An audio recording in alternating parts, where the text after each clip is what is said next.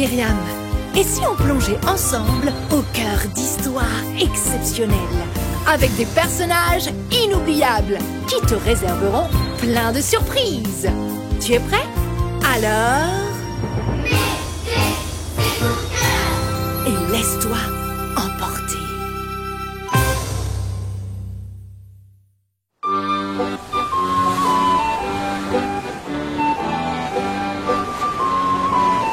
Allez, Espérali, plus vite! Vogue au gré des vagues et des tempêtes! Tu les vois toi aussi? Depuis petit, tu les observes qui font la course avec le vent. Chacun porte un nom et d'une fière allure défie la mer. Je parle des bateaux!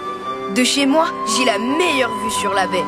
Et je les vois défiler, aller et venir, quel que soit le temps, quel que soit le jour. Moi, c'est Alfred. Je suis de la Bretagne. Ou plutôt, la Bretagne est ma patrie, ma terre natale. J'ai très vite compris que je serais marin plus grand. C'est pour ça que pendant les vacances, quand j'avais 13 ans, je me suis engagé sur la goélette, appelée la reprise. Tu connais? C'est un bateau à deux mâts, la goélette. Tout le monde sait qu'il est hyper rapide. Fini les grasses matinées, me voilà embarqué pour un voyage qui marquera ma vie à jamais. C'est un bâbord qu'on chante, c'est un bâbord qu'on chante le plus fort. Allez, du l'air, moussaillon. C'est un tribord qu'on chante, c'est un tribord qu'on chante le plus fort. Waouh! L'ambiance a l'air sympa sur ce bateau. Alfred connaît bien la mer.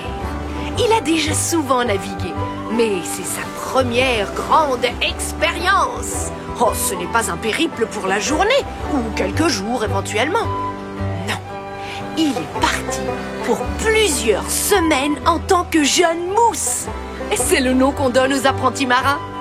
Il découvre le métier et il est chargé des corvées sur le bateau.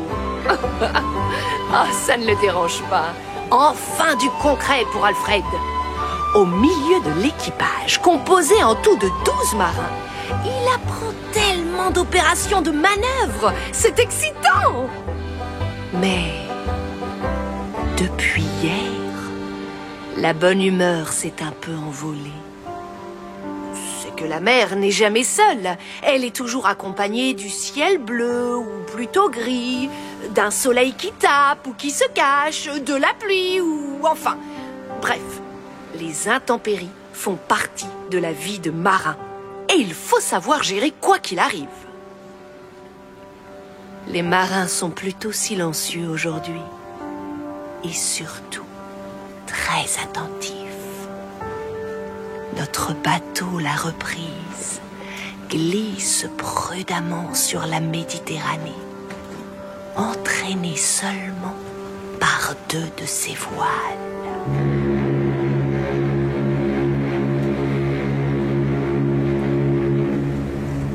La mer et le ciel se confondent dans un épais brouillard qui enveloppe la reprise d'une obscurité presque semblable à la nuit. L'inquiétude règne à bord.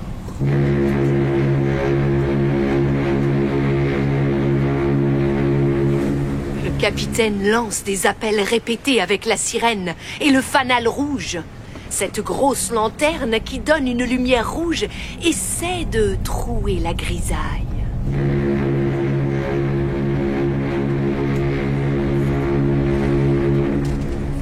Pourquoi vous faites autant attention? Vous êtes des marins expérimentés. C'est quand même pas un ciel super sombre qui va vous faire peur. Alfred, ne te crois jamais plus fort que les éléments de la nature quand tu es en mer. La prudence est toujours notre allié. Y a même pas de vagues.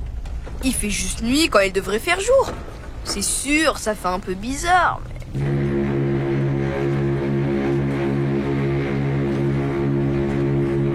Et quand il fait nuit, Alfred, qu'est-ce qui se passe? Bah, on a un peu les jetons. Et puis, on voit pas grand-chose, quoi. Exactement.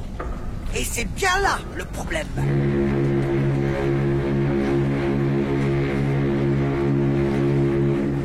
la brume, un autre bateau peut arriver à n'importe quel moment. Sans qu'on l'aperçoive. Et dans ce cas-là, il est trop tard pour virer de bord. Et... Ah, c'est pour ça! Les sirènes et la lumière rouge. C'est pour dire qu'on est là aux autres bateaux.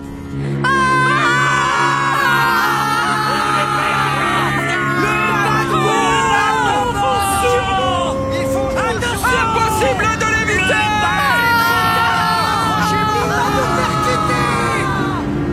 Une masse noire sort de ce brouillard.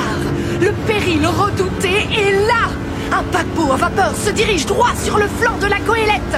En effet, impossible de l'éviter. Un énorme choc se produit. C'est là que le rôle du commandant est essentiel. C'est lui qui doit donner les ordres pour sauver son bateau et l'équipage à bord. Mais... Sauvez-vous! Accrochez-vous à l'autre bateau! Celui qui nous a percutés! Vite! Vite!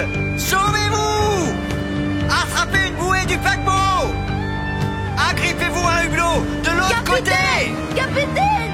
Et le malouin! Hissez-vous quand vous pouvez sur l'autre bateau! Sauvez-vous! Sauvez-vous! L'appel d'Alfred est sans réponse. Le malouin, mais oui! Ce vieux marin malade! Alfred n'a jamais vu un capitaine dans un tel affolement! Il ne cherche même pas à sauver son bateau! Et surtout, il ne vérifie pas qui est à bord, qui arrive à se sauver, qui... Enfin, c'est effrayant! Et tandis que les autres membres de l'équipage et le commandant fuient la reprise en perdition, le malouin, malade, assiste à cette scène sur le pont du navire. Il est couché sur un tas de toiles et de couvertures, ahuri, incapable de bouger. Alfred ne suit pas les autres, mais court vers le vieil homme. Que fais-tu là? Où sont les autres? Va vite les aider à réparer la coque! Les autres, ils sont partis. Partis? Ah, les lâches! Et alors? Nous sommes perdus! L'eau commence à se déverser dans les cales. Le vieux matelot essaye de se relever pour effectuer les opérations nécessaires, mais... il en est incapable. Le malouin est trop malade.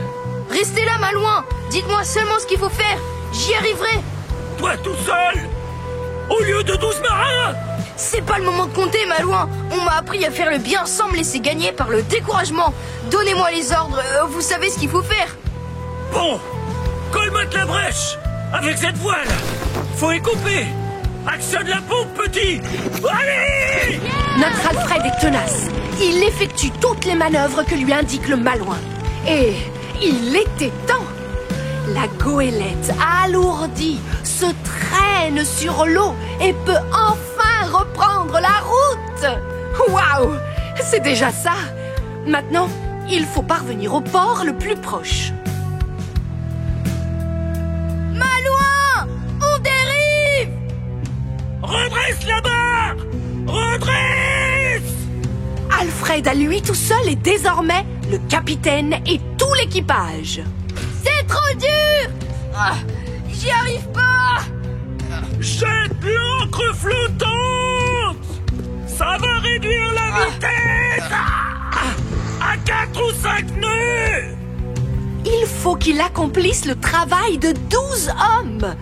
Hisser ou abaisser les voiles, grimper aux vergues, c'est le support des voiles, ou tout en haut du mât. Toujours rien à l'horizon. Bon sang. 2 jours et une nuit entière à tout faire. Et je ne vois toujours pas de port. Oh, je ne sais pas si on tiendra jusqu'au bout, mon pauvre Alfred. Il faut que tu manges, petit! Tu t'es pas arrêté depuis près de 35 heures d'affilée, sans dormir et manger. Tu es à bout de force. Mais qu'est-ce que... Malouin, je la reconnais. C'est la côte du Languedoc. Terre en vue. Terre en vue. Alfred ne rêve pas. Au bout de 36 heures, enfin apparaît la côte, la terre, un port pour les accueillir. Ah, et justement, dans ce port d'Agde, des marins observent la mer quand ils aperçoivent une sorte de vaisseau fantôme à demi submergé qui s'avance péniblement. Comprenant qu'il se passe quelque chose d'anormal, vite, ils envoient à sa rencontre un bateau pilote pour l'aider à rentrer et ils alertent les secours. Alfred et le malouin, tous les deux épuisés, sont immédiatement pris en charge. À l'hôpital, on prend soin d'eux et ils récupèrent petit à petit leurs forces. Eh bien, Alfred, tu es impressionnant. Pourquoi, docteur? Quelle persévérance pour sauver la vie d'un vieil homme au risque de perdre la tienne. Ça me rappelle une chanson que j'ai apprise petit. Faisons le bien sans nous laisser gagner par le découragement. Faisons le bien sans nous laisser gagner par le découragement. Galates 6, 9, 10. Galates 6, 9, 10. Mais tu la connais? Oui, la chanson a traversé le temps, docteur. Oh, c'est surtout la foi qui a traversé le temps. La foi en Jésus qui nous aide à ne pas nous décourager et être persévérants. Waouh! Ça, c'est bien vrai. Le découragement arrive si vite chez chacun de nous.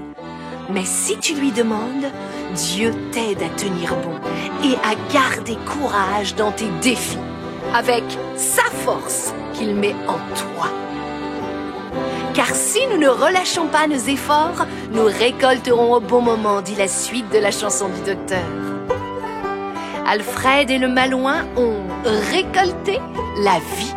Ils n'ont pas sombré avec le bateau, mais aussi ils ont récolté les honneurs.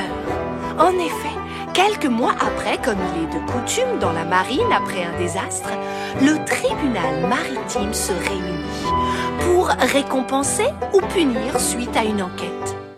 Alfred est félicité, honoré par l'ensemble des officiers réunis dans ce tribunal pour ne pas avoir abandonné son compagnon et avoir réussi à mener le bateau à bon port.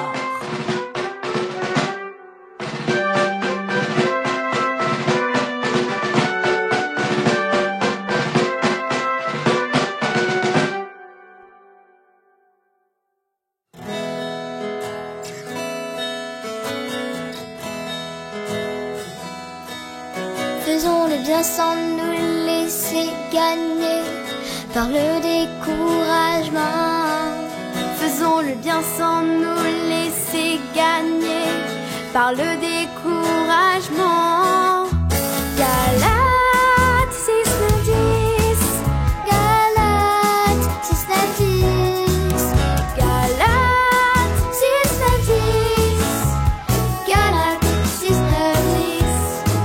Faisons le bien sans nous laisser gagner par le découragement. Faisons le bien sans nous laisser gagner par le découragement.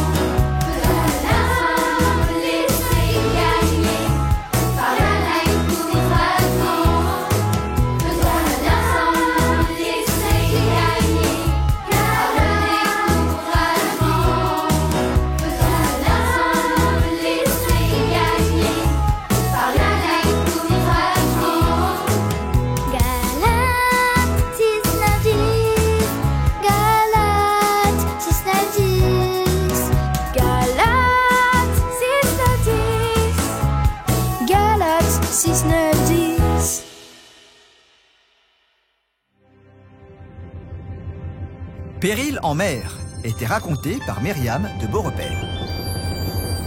Tu viens d'écouter le dernier épisode de la saison 2. Mais rassure-toi, la saison 3 est déjà en préparation. En attendant notre prochain rendez-vous, tu peux écouter les épisodes de la saison 1 et de la saison 2 et nous suivre sur Facebook, Instagram et notre site. À bientôt pour de nouvelles aventures. Et n'oublie pas, la vie est bien plus sympa quand tu... Et tes écoutes de cœur.